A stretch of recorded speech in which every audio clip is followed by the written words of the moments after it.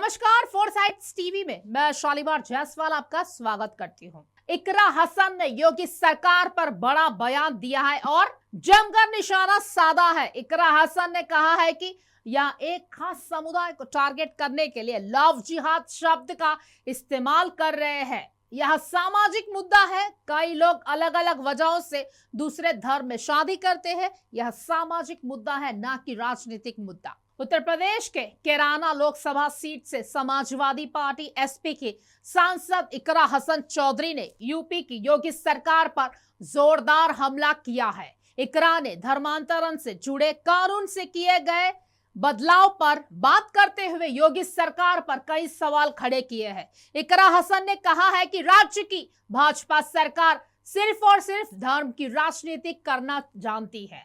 इसी तरीके से सिविल मैटर में जिस तरह से राज्य सरकार दखल दे रही है, वह लोकतांत्रिक ढांचे को कमजोर करती है।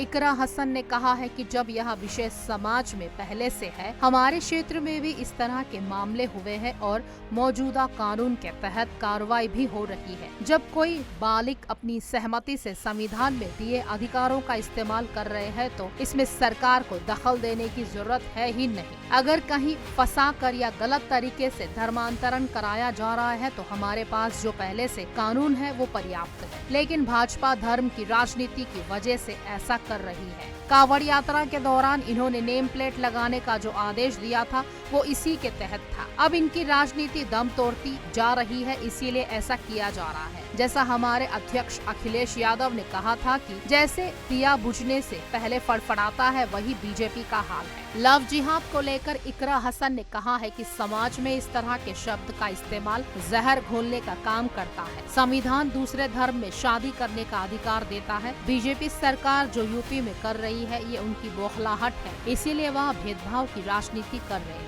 इकरा हसन ने आगे कहा है कि यह एक खास समुदाय को टारगेट करने के लिए लव जिहाद शब्द का इस्तेमाल कर रहे हैं। यह सामाजिक मुद्दा है। कई लोग अलग अलग वजहों से दूसरे धर्म में शादी करते हैं। यह सामाजिक मुद्दा है, ना कि राजनीतिक मुद्दा। इसको जिस तरह जहर बनाकर समाज में डाला जा रहा है, उससे पूरे समाज को, देश को और लोकतंत्र को नुकसान पहुंचाया जा रहा है। अगर कोई धर्म बदलना चाहता है तो यह उसका पहले अपने मन से होता है। जब उसका मन करता है तो वो तभी करता है। संविधान तो इसके बाद आता है। अगर संविधान एक आदमी को बोलने का, पसंद का, खाने का, घूमने का और अपनी पसंद का जीवन साथी चुनने और फिर शादी करने का अधिकार देता है तो सरकार को इसमें हस्तक्षेप नहीं करना चाहिए।